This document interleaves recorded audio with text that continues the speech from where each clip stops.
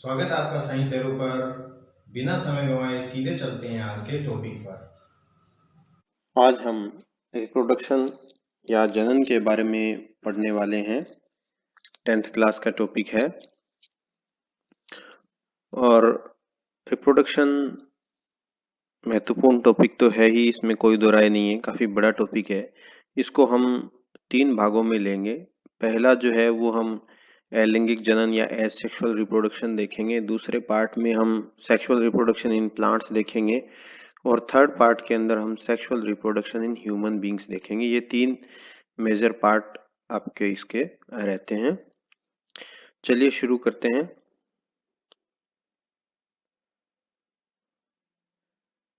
सबसे पहले देखते हैं जनन क्या है। जनन को अगर हम परिभाषित करने की कोशिश करें कि वास्तव में जनन क्या है, आपने देखा होगा जब भी हम जनन की बात करते हैं तो कोई भी जीव है उसमें क्या होता है, अंततः उसके कुछ संतति पैदा होती है। यही जनन हम इसको कह सकते हैं। तो आप कह सकते हो कि जनन जीवों द्वारा संतति उत्पन्न करने की प्रक्रिया है, या आप इंग्लिश में कह सकते हो the process involve in the production of offsprings is known as reproduction. ठीक है, तो ये जनन की परिभाषा हो गई। अब सवाल उठता है कि जनन का क्या महत्व है, जनन क्यों महत्वपूर्ण है, इंपॉर्टेंट क्यों है। देखिए, इसमें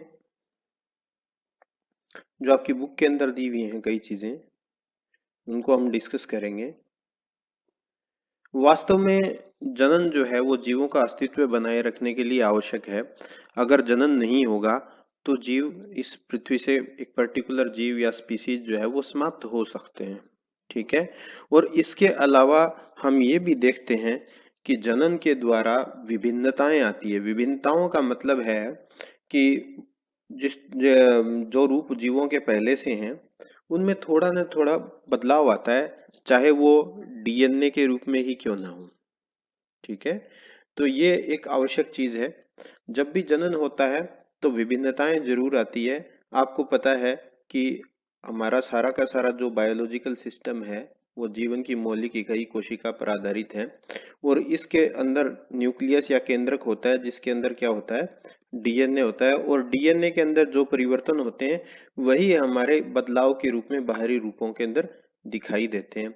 आपको पता भी होगा, अगर टमाटर के लाल रंग की हम बात करें, बैंगन के बैंगनी रंग की बात करें, तो उनमें वो कहीं ना कहीं उसके डीएनए में वो सूचनाएं निहित है, उनके कारण ही यह परिवर्तन उनके अंदर परिलक्षित होता है। तो जनन में जितनी विभिन्नताएं आती है तो डीएनए में भी परिवर्तन आएगा, और डीएनए में परिवर्तन आने के कारण अलग अलग जो है स्वरूप जीवों के पैदा होते हैं। कई बार स्वरूप हमें वो देखने में परिलक्षित होते हैं, कई बार देखने में परिलक्षित नहीं होते हैं। यह स्वरूप ही उन्हें आगे जो बदलता हुआ जो वातावरणीय परिस्थितियां हैं उनके साथ एडजस्ट करने में, समायोजित करने में सहयोगी सिद्ध होता है। इसलिए जनन जो है वो महत्वपूर्ण है विभिन्नताएं सृजित करने के लिए। और विभिन्नताएं जब आ जाती है तो वो बदलते हुए वातावरणीय परिवेश के अंदर जीव अपने आप को समायोजित करने में कामयाब हो सकता है। इसलिए हम कह सकते हैं कि जनन के 2 प्रमुख उद्देश्य हैं कि एक तो वो अपनी संख्या बढ़ाता है, दूसरा बदलते हुए परिवेश में अपने आप को व्यवस्थित करने में ये विभिन्नताएं उसको सहयोग करती हैं।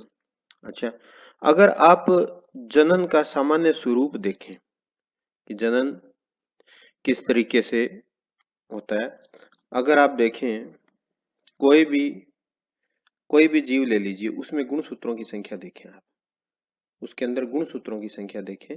अगर मानव को ही ले लें, मानव में पता है आपको लैंगिक जनन होता है, और मानव में गुणसूत्रों की संख्या 46 होती है, 46। ठीक है, इनमें जो जीव आगे उत्पन्न होते हैं उनमें भी गुणसूत्रों की संख्या 46। तो एक तो हमेशा ही जीवों में गुणसूत्रों की संख्या निश्चित रहती है, नंबर ऑफ क्रोमोसोम्स निश्चित रहते हैं, चाहे वह पादप हो यानी प्लांट हो, और चाहे ह्यूमन बीइंग हो या अन्य कोई ऑर्गेनिज्म हो, गुणसूत्रों की संख्या हमेशा ही निश्चित रहती है। यह जनन का एक महत्वपूर्ण कैरेक्टरिस्टिक है। अगर हम बात करें लैंगिक जनन की, जिसमें आपको पता है कि एक नर एक मादा, चाहे आप पुष्पीय पौधों में ले लें चाहे मानव में ले लें, एक में जैसे 42 गुणसूत्र हैं, दूसरे में 42 हैं। ठीक है, ये मैं पौधों का उदाहरण ले रहा हूँ। तो एक नर जननांग है, दूसरा मादा जननांग है, तो एक से गुणसूत्र आते हैं 21, दूसरे से भी 21 आते हैं। इस तरीके से कुल मिला के वापस 42 हो जाते हैं। यानी यहाँ जो प्रक्रिया होती है वो अर्धसूत्री विभाजन की होती है। ठीक है, और यहाँ पर ये वाली जो प्रक्रिया है इसको बोलते हैं निषेचन। ठीक है, चलिए इसको थोड़ा सा आगे, ये हमारे लिए महत्वपूर्ण सिद्ध होगा। इसके बाद हम देखते हैं जनन के प्रकार। जनन के प्रकारों में जनन दो प्रकार का होता है, एक तो एसेक्सुअल रिप्रोडक्शन या अलिंगिक जनन, और दूसरा सेक्सुअल रिप्रोडक्शन या लैंगिक जनन। इनकी परिभाषाओं में एक निश्चित रूप से आप एक चीज याद रख लें, अभी हमने डिस्कस किया था अर्धसूत्री विभाजन और निषेचन, दो चीजें होती हैं। ये दोनों ही चीजें एसेक्सुअल रिप्रोडक्शन या अलिंगिक जनन के अंदर अनुपस्थित होती हैं। जबकि अगर आप बात करें सेक्सुअल रिप्रोडक्शन की या लैंगिक जनन की, तो उसमें अर्धसूत्री विभाजन एवं निषेचन आवश्यक रूप से प्रेजेंट होते हैं। बस इतना ही फर्क होता है कि ये दोनों चीजें अर्धसूत्री विभाजन और निषेचन इसमें एब्सेंट होते हैं और इसमें प्रेजेंट होते हैं। ये दो अंतर हैं विशेष रूप से। ये परिभाषाएं बनाने में आपको जरूर सहायक सिद्ध होंगे। ऐसा जनन जिसमें अर्धसूत्री विभाजन एवं निषेचन अनुपस्थित होते हैं वो तो एसेक्सुअल रिप्रोडक्शन है, और ऐसा जनन जिसके अंदर अर्धसूत्री विभाजन और निषेचन दोनों प्रेजेंट होते हैं वो सेक्सुअल रिप्रोडक्शन या लैंगिक जनन है। अभी हम इस लेक्चर में केवल एसेक्सुअल रिप्रोडक्शन या अर्धसूत्री ये जो अलैंगिक जनन है वही देखेंगे। ये अर्धसूत्री विभाजन और निषेचन इसमें अनुपस्थित होते हैं। चलिए, अलैंगिक जनन के जो विभिन्न उदाहरण आपकी बुक के अंदर दिए हुए हैं हम उनको डिस्कस करते हैं। उसमें पहला है विखंडन, जो कि अमीबा में पाया जाता है। दूसरा दिया गया है खंडन, जो कि स्पाइरोगाइरा में पाया जाता है। तीसरा पुनरुद्भवन है, जो कि प्लेनेरिया के अंदर बताया गया है। फिर मुकुलन है, जो कि हाइड्रा में बताया गया है। फिर कायिक प्रवर्धन है, जो कि पौधों में बताया गया है। और फिर है बीजाणु। चलिए एक एक को हम डिटेल से देखते हैं। पहला बताया गया विखंडन। विखंडन अमीबा में बताया गया है। अमीबा आपको पता है एक इस तरह की संरचना होती है, एक कोशिकीय जीव है इस तरीके से, और ये उसका केंद्रक है। जब भी अमीबा में जनन होता है तो ये एक कोशिकीय संरचना जो है वो दो कोशिकाओं में विभाजित होने लगती है। इस तरीके से दो केंद्रक बन जाते हैं और लास्ट में क्या होता है, दो अमीबा का निर्माण हो जाता है। ये प्रक्रिया क्या कहलाती है, विखंडन कहलाती है। ठीक है, दूसरा जो उदाहरण आपकी बुक के अंदर दिया हुआ है वो है बहुखंडन का। विखंडन में ही है, जो कि मलेरिया का पैरासाइट होता है प्लाज्मोडियम, वो उदाहरण उसके अंदर दिया गया है। प्लाज्मोडियम एक इस तरह की कोशिका है। ठीक है, ये उसका केंद्रक है। होता क्या है, प्लाज्मोडियम का केंद्रक विभाजित हो जाता है, बहुत सारे केंद्रक बना देता है। इस तरीके से बहुत सारे केंद्रक बना देता है और कुछ ही समय पश्चात उसके अंदर क्या है, यहाँ भित्तियों का निर्माण हो जाता है।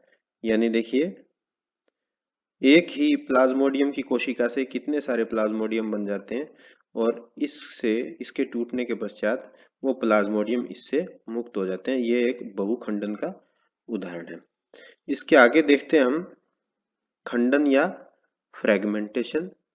यह जो जनन है ये मुख्यतः आपकी बुक के अंदर जो बताया गया है वो बताया गया स्पाइरोगाइरा एक एल्गी होती है। स्पाइरोगायरा क्या है, आपने देखा होगा खड्डों में ग्रीन कलर का कई बार जाल से आपको दिखाई देते हैं बरसाती दिनों के बाद। वो एक विशेष प्रकार की एल्गी या शैवाल होती हैं। तो इस प्रकार से उनके स्ट्रैंड जो तंतु होते हैं और उनमें इस तरीके से उनके अंदर कोशिकाएं पाई जाती है। देखिए ये एक कोशिका है, ये दूसरी, तीसरी, चौथी, बहुत सारी कोशिकाएं होती है। अगर किसी कारणवश ये कट जाता है एक, दो या दो से अधिक भागों में, तो प्रत्येक पार्ट जो है वो एक नया स्पाइरोगायरा बना देता है। इसको खंडन कहते हैं।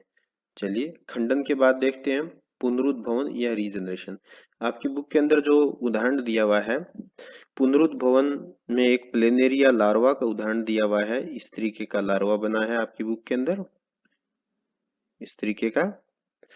और उसमें बताया गया है कि अगर ये लार्वा एक से अधिक पार्ट के अंदर टूट जाता है तो ये अपने जैसे ही कई जीव बना देता है। जैसे ये देखिए, ये प्लेनेरिया का जो हेड है ये बना रहा है एक अलग प्लेनेरिया, इसने बना दिया।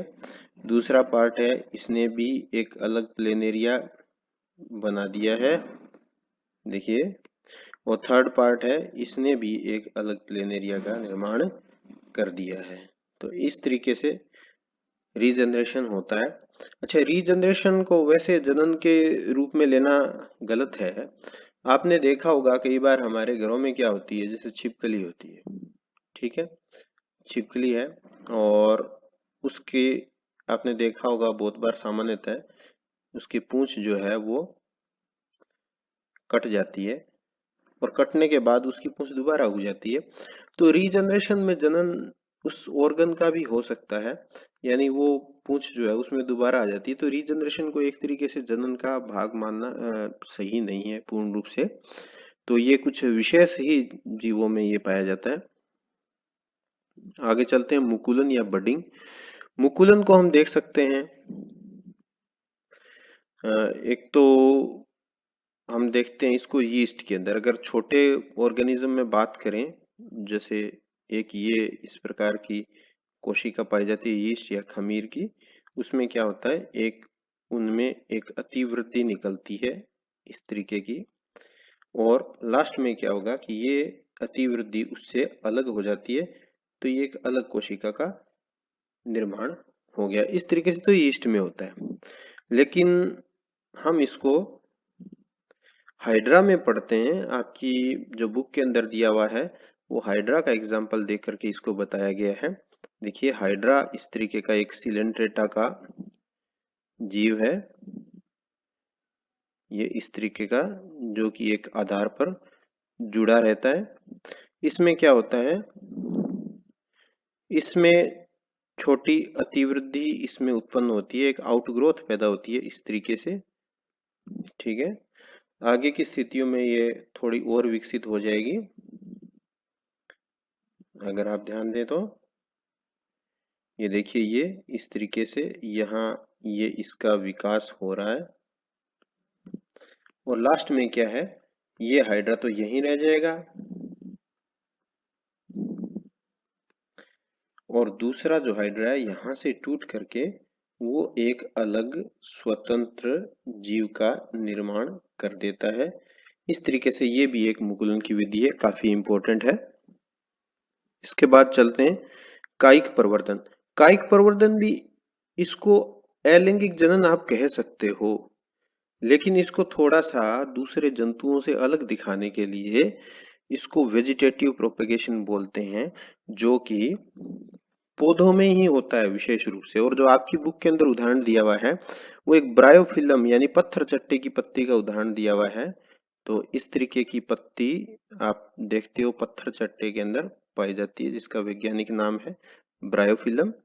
देखिए इस तरह की पत्ती उसके अंदर होती है और उससे क्या होता है, जब वो भूमि पर गिर जाती है तो उसमें इस तरीके से छोटी छोटी कलिकाएं उत्पन्न हो जाती है। यहाँ पर जहां पर जो कट्स दिखाई दे रहे हैं आपको, छोटी छोटी बड्स उत्पन्न हो जाती हैं। इनमें क्या है, जड़ें निकल आती हैं और थोड़े ही दिनों के पश्चात ये पत्ती सड़ गल के नष्ट हो जाती हैं और ये जो छोटे छोटे जो प्लांटलेट्स निकले थे ये कंप्लीट बड़े प्लांट के रूप में विकसित हो जाते हैं। इसके अलावा आपने जो सामान्य देखा होगा कायिक प्रवर्धन, वो गुलाब में और इनमें होता है। आप गुलाब की कलम लगाते हैं जिससे थोड़े दिनों पश्चात ही उस पर प्रस्फुटन आ जाता है और इस तरीके से गुलाब में तने के द्वारा जनन हो सकता है। आपकी किताब के अंदर जो उदाहरण दिया हुआ है वो एक फंगस का उदाहरण दिया हुआ है। इस तरीके से ये बनी हुई है बीजाणुधानियां, जिनसे क्या है बीजाणु बन के निकलते हैं और ये बीजाणु जो है यहाँ से अलग होने के बाद उस पूरे प्लांट का निर्माण कर सकते हैं या फंगस का निर्माण वो कर सकते हैं। अगर आप छोटी शैवालों में देखोगे, जैसे शैवाल है, ये क्लेमाइडोमोनास शैवाल है जिसके अंदर अगर बीजाणु का फॉर्मेशन होता है इस तरीके से, उसके अंदर देखिए छोटे छोटे कोशिकाएं बन जाती हैं जिन पर छोटी छोटी फ्लैजिला भी आ जाती हैं और वो उससे अलग होकर के वो एक कंप्लीट दूसरे क्लेमाइडोमोनास का निर्माण कर सकते हैं। तो ये बीजाणु द्वारा जनन है। इस चैप्टर के अंदर अभी हम इतना ही देखेंगे। आगे की वीडियो में हम सेक्सुअल रिप्रोडक्शन इन प्लांट्स यानी पौधों के अंदर लैंगिक जनन को देखेंगे।